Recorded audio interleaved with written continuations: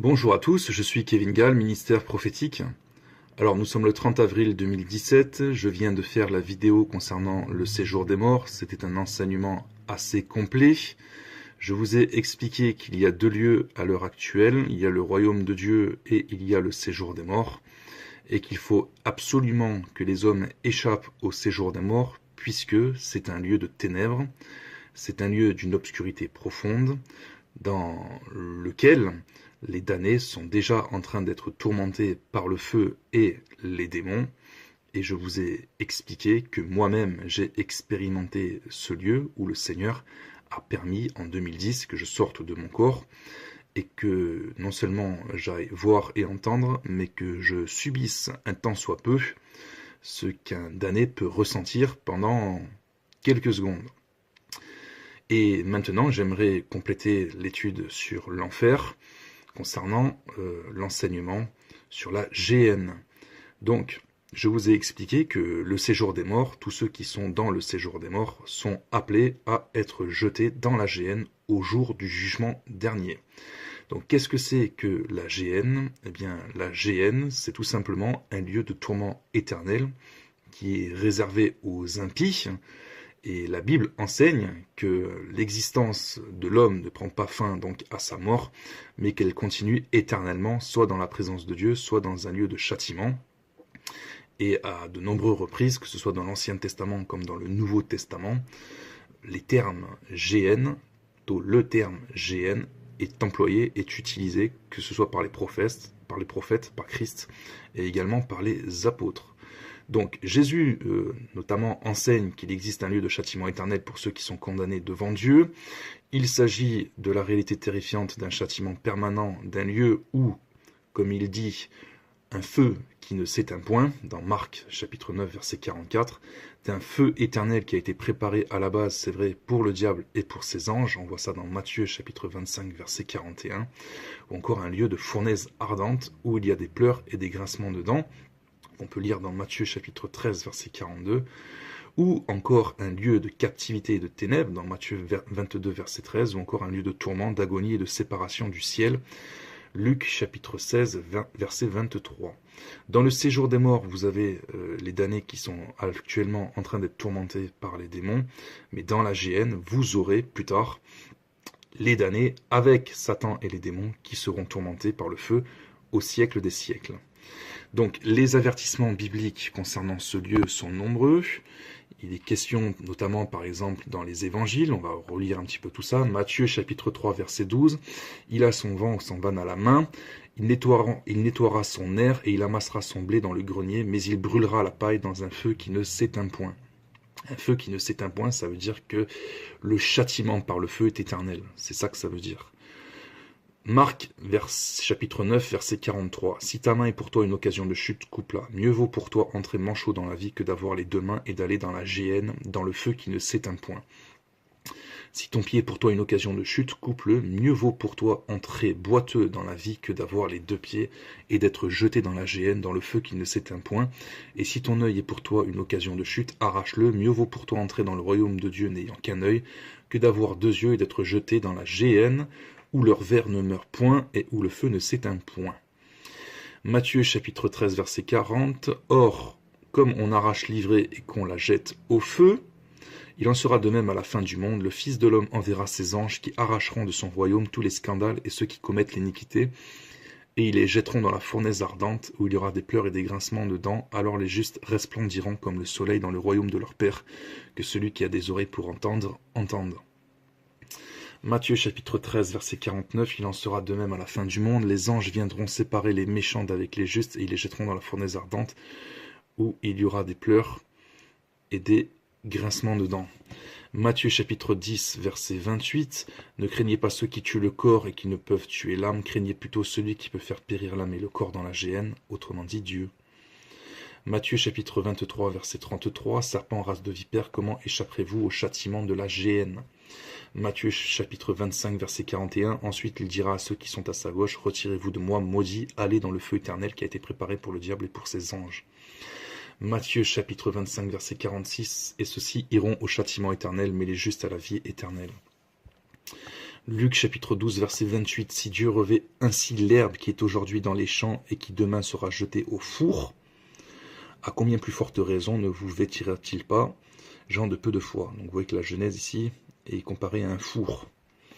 Jean chapitre 15 verset 6, si quelqu'un ne demeure pas en moi, il est jeté dehors comme le sarment, il sèche, puis on ramasse les sarments et on les jette au feu et ils brûlent. Nous lisons dans Apocalypse chapitre 20 verset 12, « Et je vis les morts, les grands et les petits qui se tenaient devant le trône, des livres furent ouverts, et un autre livre fut ouvert, celui qui est le livre de vie, et les morts furent jugés selon leurs œuvres, d'après ce qui est écrit dans ces livres. La mer rendit les morts qui étaient en elle, la mort et le séjour des morts rendit les morts qui étaient en eux, et chacun fut jugé selon ses œuvres, et la mort et le séjour des morts furent jetés dans l'étang de feu. C'est la seconde mort, l'étang de feu. Quiconque ne fut pas trouvé écrit dans le livre de vie fut jeté dans l'étang de feu. » Pour avoir son nom écrit dans le livre de vie, il faut avoir accepté Jésus-Christ comme Sauveur et Seigneur sur la terre. Ça veut dire avoir reconnu le sacrifice expiatoire de Christ pour le pardon des péchés et marcher fidèlement, intégralement dans la volonté de Dieu par la puissance du Saint-Esprit. Il faut également avoir été baptisé d'eau. Jésus a dit, celui qui croira et qui sera baptisé sera sauvé, celui qui ne croira pas sera condamné. Il a dit ça dans Marc 16.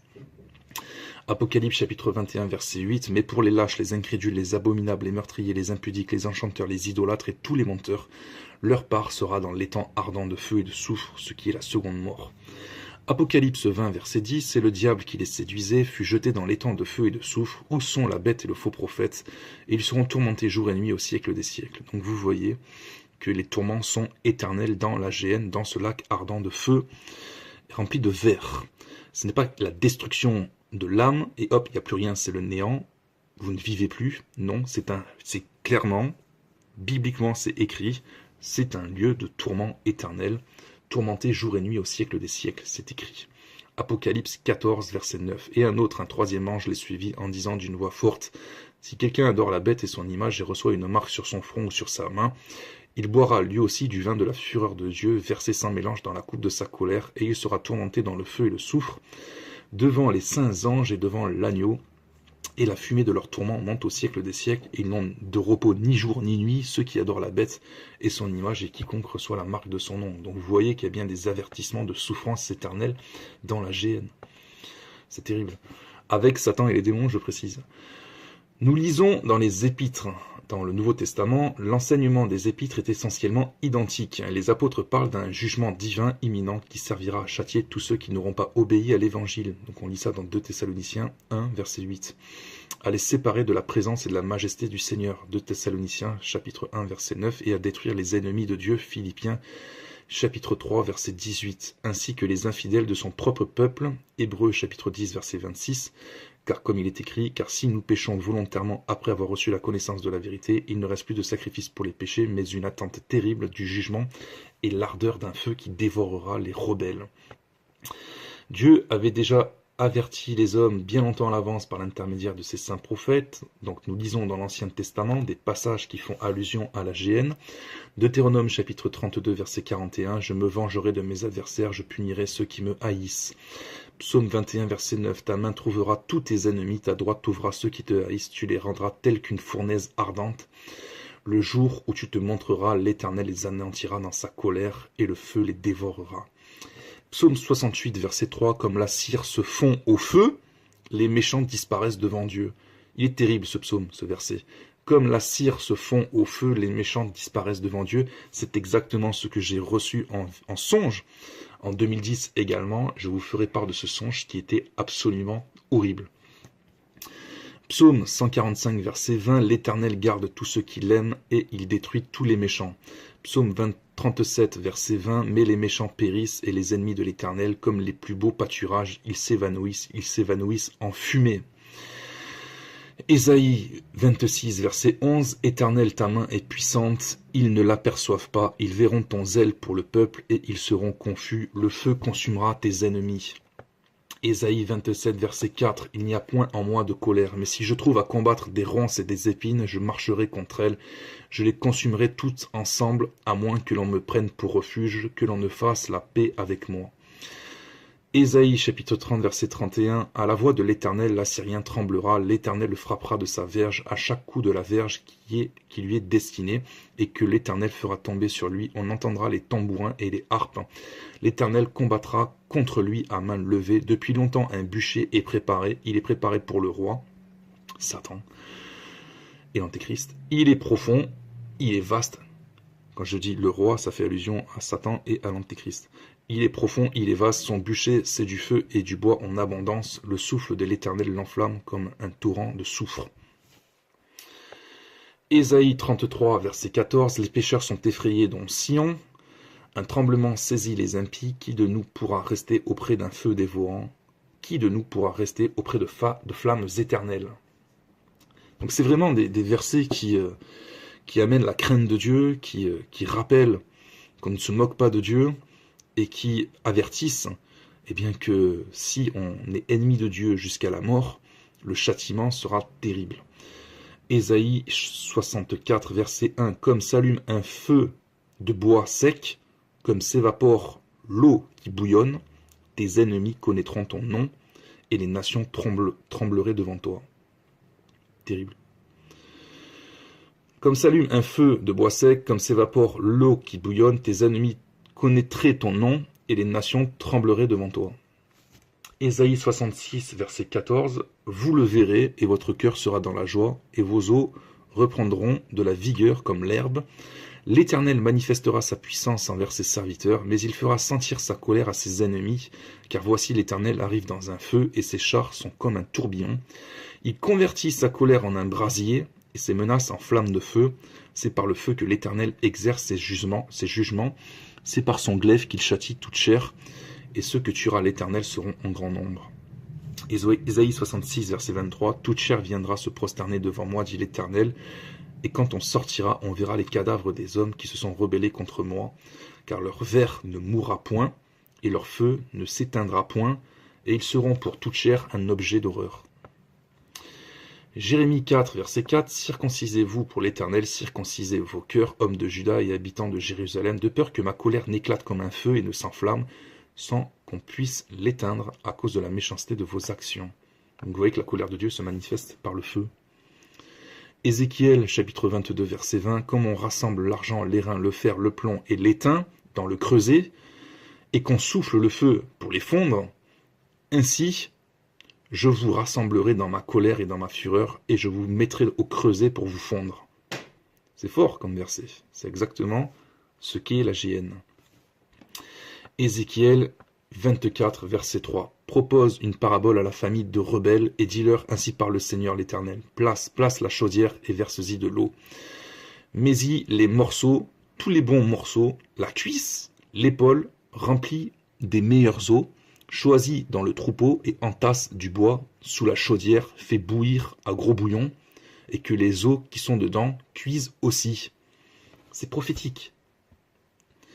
Ézéchiel 24, 9. C'est pourquoi ainsi parle le Seigneur l'Éternel. Malheur à la ville sanguinaire, moi aussi je veux faire un grand bûcher. Entasse le bois, allume le feu, cuis bien la chair, assaisonne-la, et que les os soient brûlés. C'est déjà le cas dans notre séjour des morts, je vous l'ai dit. Lisez, écoutez la vidéo précédente sur le séjour des morts. Vous avez déjà des chaudrons, vous avez déjà des marmites dans lesquelles sont des damnés, et les démons sont en train de châtier tout ça avec des fourchettes. Puis mets la chaudière vide sur les charbons, afin qu'elle s'échauffe, que son airain devienne brûlant, que sa souillure se fonde au-dedans, et que sa rouille se consume. Les efforts sont inutiles, la rouille dont elle est pleine ne se détache pas, la rouille ne s'en ira que par le feu.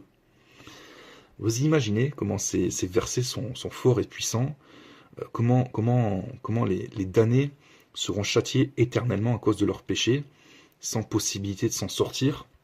Vous voyez, les efforts sont inutiles. Autrement dit, pour s'en sortir, ce sera inutile, ce sera vain. Autant que les prières d'ailleurs. Pour s'en sortir, Dieu n'écoutera plus. C'est fini.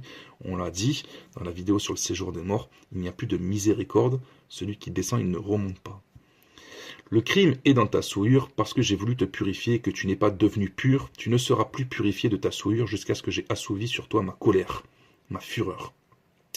Moi, l'Éternel, j'ai parlé, cela arrivera et je l'exécuterai, je ne reculerai pas et je n'aurai ni pitié ni repentir. On te jugera selon ta conduite et selon tes actions, dit le Seigneur l'Éternel.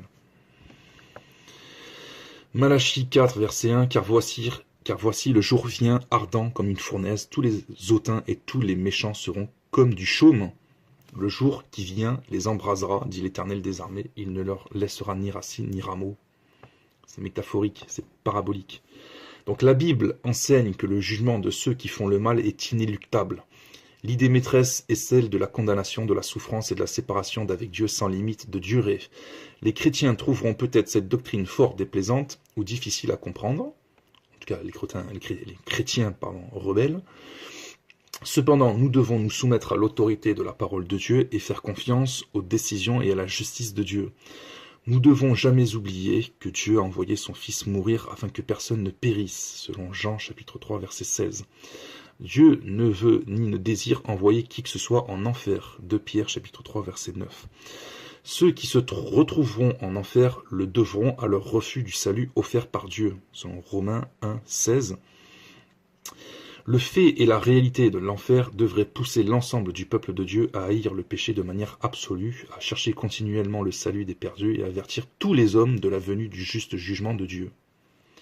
Apocalypse chapitre 2 verset 11. Que celui qui a des oreilles entende ce que l'Esprit dit aux églises, celui qui vaincra n'aura pas à souffrir la seconde mort. Alors j'aimerais vous parler du songe que j'ai reçu par le Seigneur. C'est exactement l'image que je vous ai mis devant, là, de cet homme en train de brûler.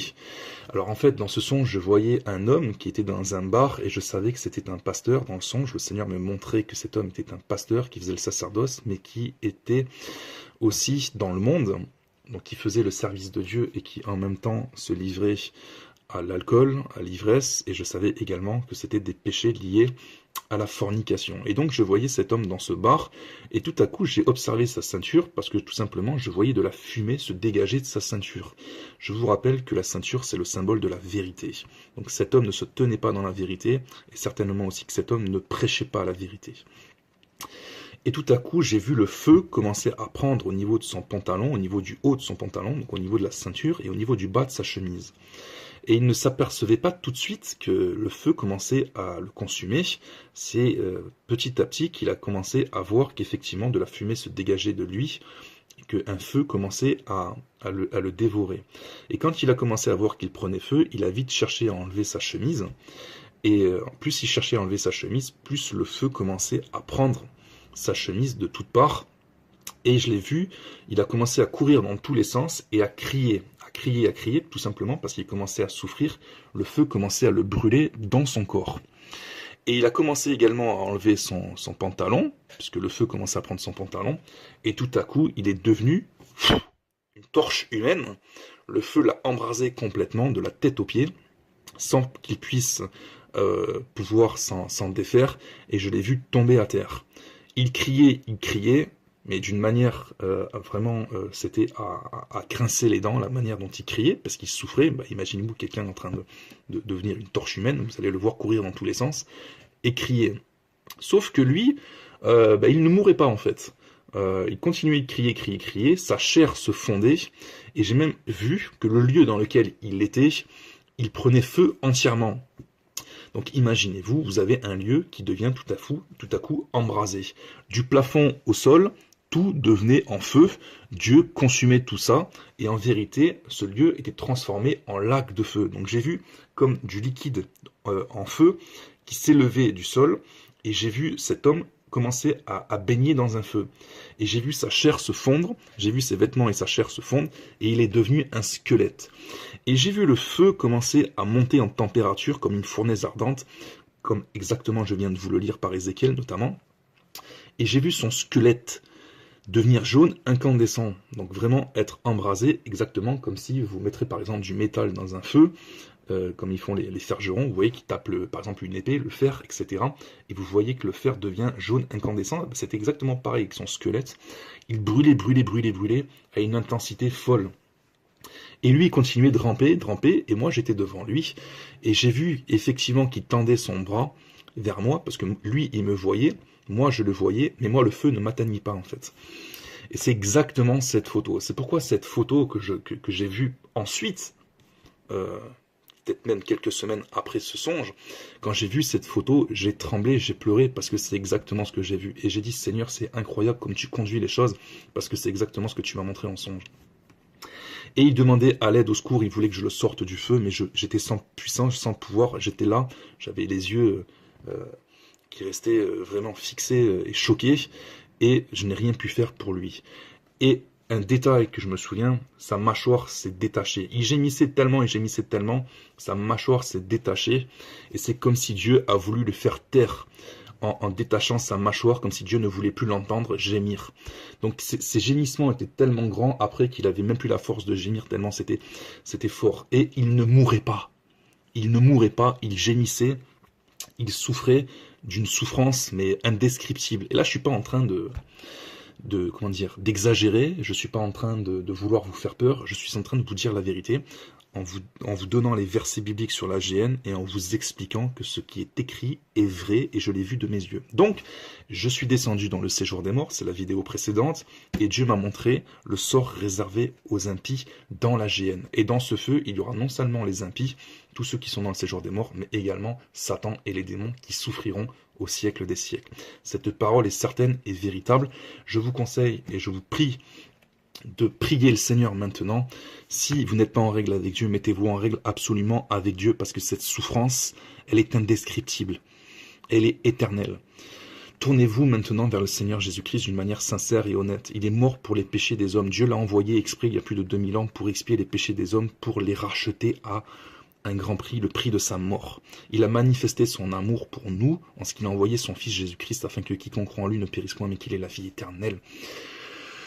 Tournez-vous vers lui, convertissez-vous et vos péchés seront effacés, il vous accordera la vie éternelle. Marchez par son Saint-Esprit, faites-vous baptiser d'eau absolument, dépêchez-vous, le temps est court, et marchez par son Saint-Esprit de manière à surmonter les tentations du diable et accomplir la volonté de Dieu jusqu'à votre mort. C'est ma prière pour vous, n'hésitez pas à m'écrire kevingal@outlook.com et je répondrai à vos questions et je prierai pour vous. Soyez bénis, à bientôt, au revoir.